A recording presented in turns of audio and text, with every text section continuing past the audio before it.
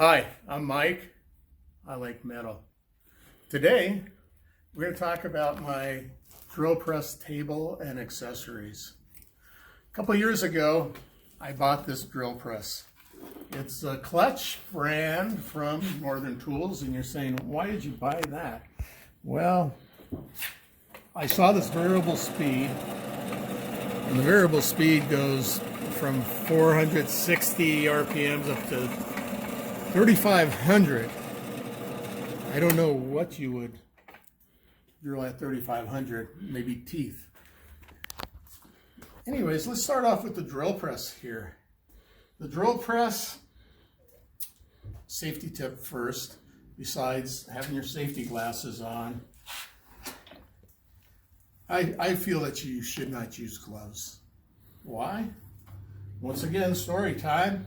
I know a few people, I always know a few people, I've got to stop hanging out with that crowd. And this person was drilling, and like we all do, the drill was running and it had some chips on it. So he's brushing away the chips, and some part of his glove caught the drill, wrapped him up, and let's just say he's got a little skin in the game now. But seriously, it took off. He had to have a skin graft on the back of his hand, and it was just a mess. So, a good reason not to wear gloves, floppy clothes, neckties, anything. Let's see. I think that's it for the stories. All right. Another safety tip is drilling. Because the drill press turns clockwise, whatever you drill, if it catches, it's going to swing it clockwise. So if the piece is longer than this post, you can use this post for a stop, which is great. If the piece is shorter than this, such as this piece of tubing, you want to put it in a vise. And then when you drill, start off with your piece right against that post. Eliminate all the problems and broken knuckles. Next piece of wood here, which is just, it's a sacrificial piece of wood. It's just to keep from drilling into the table there. We have your up and down rack, side to side. Also, there's a nut here to loosen, and you can get 45 degrees each way. And your chuck key. This is a nice little rubber holder. Usually they don't last in a shop environment. Usually end up putting some type of tether on this, a cable or tubing or something. So it's always here. These like to grow feet and walk away. You can never find them. Drill bits. You know, there's so many manufacturers of drill bits these days. Try to go with at least a high-speed steel. There's cobalt, there's titanium, there's kryptonite, there's it can just go on and on. All right, usually your indexes go from 1/16 to 1/2 inch. Now in the shop, this has a nice little drill size tap information. That's also a good thing. If you have a chart that shows tap sizes, sizes of holes to drill for taps, stick it up. I don't have one, but stick it up, and it's a handy reference. I like these little drill caddies indexes. I got this from Master Car, and in the shop I like it instead of having to open this up and there's fidgeting through there. You've got this. It's a nice way to go, and then you have some type of lubricant, whatever you're drilling. Good all around if your piece heats up a little. You want to keep those drill bits as cool as possible. They'll last longer that way. I have some transfer punches. If you don't know what a transfer punch is, they come in the same size as the drill bits. And like it says, it's for transferring holes. So on the end of these transfer punches, I don't know if you can really see that, there's a little countersink. Well, not countersink, excuse me, center punch. And what you do is, say I had this plate and I had other plates that I wanted the same hole pattern. So you cut your plate the same size as this, and this right here, it fits right in there. It locks right into that hole. And then you take a hammer and just tap on it. You don't want to wail away on that with, you know, a 5-pound single jack. You just a tap, because these right here are just made for that. Then after you tap it to get your marking, use a center punch, and then you can wail away on it. Otherwise, you'll mushroom these out, and I haven't really figured out a good way to sharpen those. I don't have a lathe or any machining equipment. So be careful with this, and they will last. I don't know if I mentioned, I got these at Harbor Freight, so that was a reasonable price. And you can get them anywhere. You can get them on Amazon. You can get everything on Amazon. I think that's the drill situation here. What happened, I fell in love with this. I thought it was the best thing in the world because of the variable speed. I never have to change the belt again. And so I was gonna build a table. Anything I build, it just gets out of control. So a little table turned out to be this 5-foot by 2-foot table, and with accessories. But before I accessorized it, I had built this table out of square tubing. It's pretty much any square tubing I had laying around. And the first thing I thought of is every time you're drilling, you always have long flat pieces. Like you put it on the drill press and it just bows down. So you need some kind of roller stands for the ends.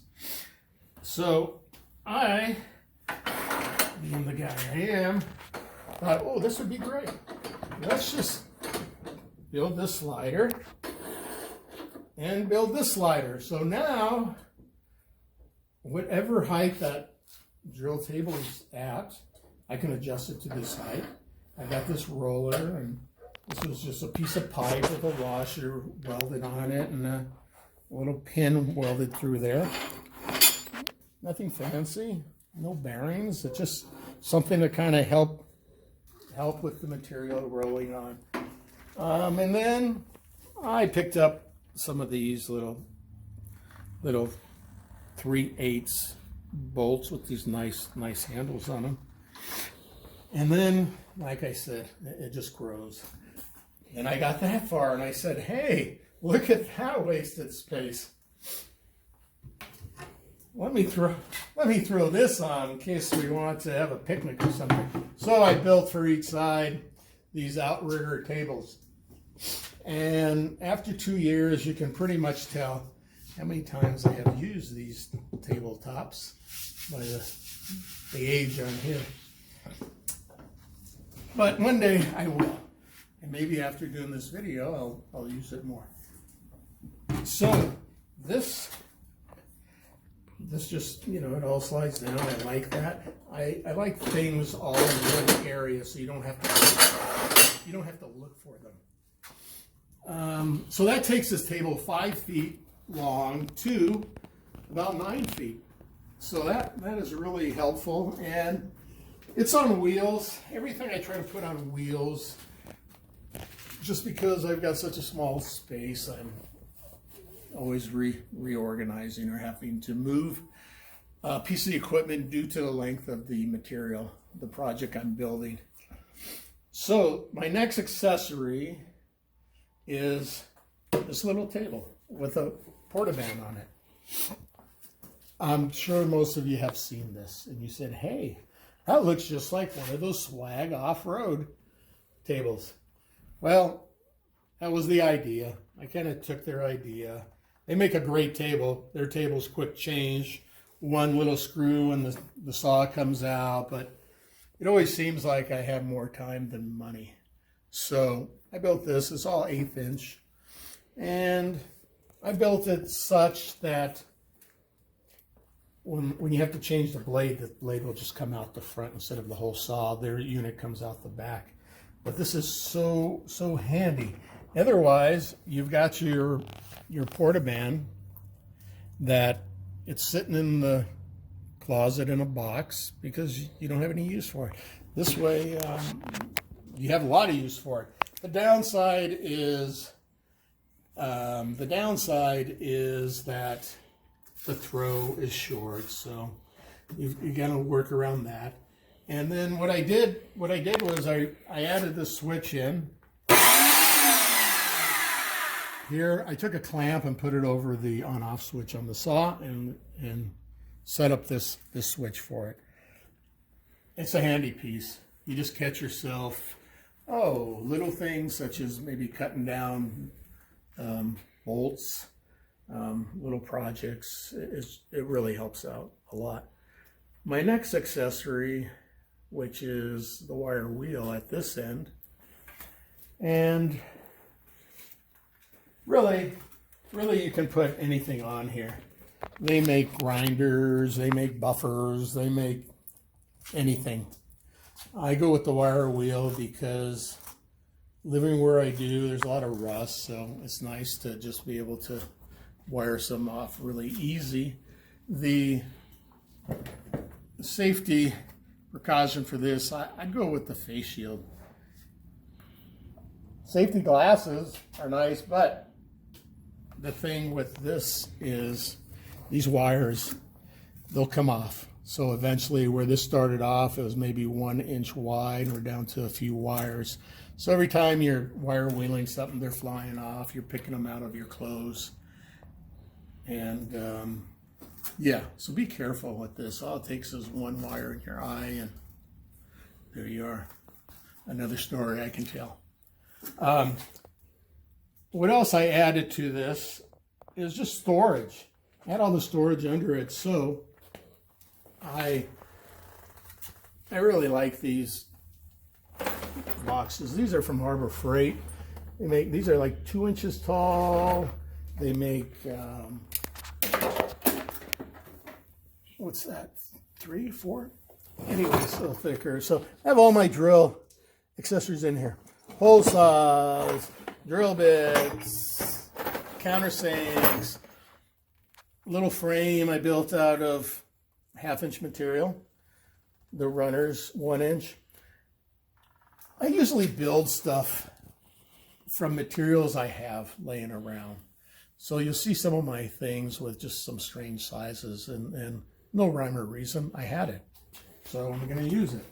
On this side, I have another rack that these I got years ago at, it was a Black Friday sale, I think at Lowe's, where 2 of these were $9. So that was a good price. And once again, I had to fabricate a little rack for them. This happened to be aluminum. And what I did was I had some 1.5 inch angle, cut it down to 1 inch on that side, and had some, is that 1/8 inch or 14 gauge? Yeah, I think that's 1/8 inch. But anyways, I had some of this material and built this little rack. And so this just houses also nuts and bolts and screws and anchors and whatnot. So that's pretty much my drill press and accessory table. The nice thing is if you have smaller pieces of equipment, such as like you see here, little belt sanders or what have you, build yourself a little table and get them mounted on it. So this way you don't have to pull it out from under a cabinet or something. Everything's there. Stick your most used tools up there, and I think it's going to help you out a lot. So that's all I can ramble on about. I appreciate you watching. If there's any questions, hit the comment. Any questions on the equipment, on the fabrication. Also hit the likes, hit the subscribes. There you go. We'll see you next video. Thanks a lot. Bye.